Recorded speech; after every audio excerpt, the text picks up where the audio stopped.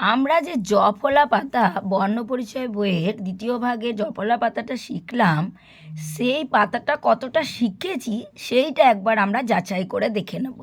তো প্রথম আমরা কি করব, প্রথম আমরা এই যে জফলা পেজটা আছে এই পেজ থেকে যে কোনো 10টা শব্দ নাম্বারিং করে করে লিখব।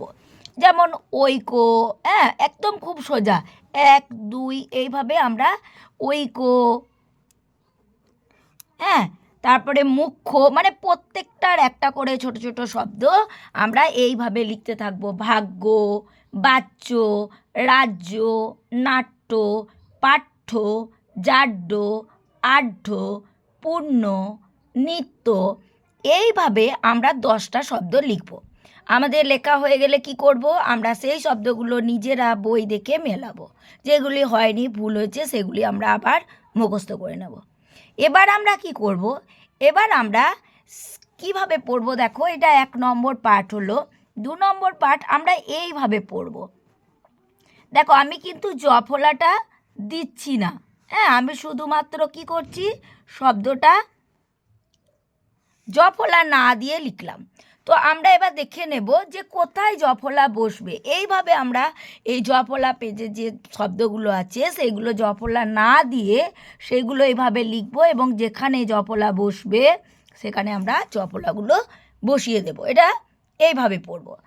আর কিভাবে পড়ব, আরেকটা জিনিস খুব ভালো করে লক্ষ্য রাখতে হবে, যে এখানে যে স্বয়ের ব্যবহার আছে, অর্থাৎ তালবস্য, মূর্ধন্য ষ এবং দন্তস্ব, যেসব শব্দগুলো সেগুলো খুব ভালো করে মনে রাখার চেষ্টা করব। যেমন তালবস্যয়ে দীর্ঘ দন্তন্বয় জফলা শূন্য, তালবস্যসি মূর্ধন্যস্বয়ে জফলা শিষ্য, অভয় জফলাকার দন্তস্ব অভ্যাস, তালবস্যয় জফলাকার মল শ্যামল, দন্তস্ব ভয় জফলা সভ্য, পয়কার মূর্ধন্যস্বয় জফলা পোষ্য, অর্থাৎ তালবস্য, মূর্ধন্যস্ব এবং দন্তস্ব যে ব্যবহারগুলো আছে সেইগুলো আমরা খুব ভালো করে মনোযোগ সহকারে পড়ে নেব।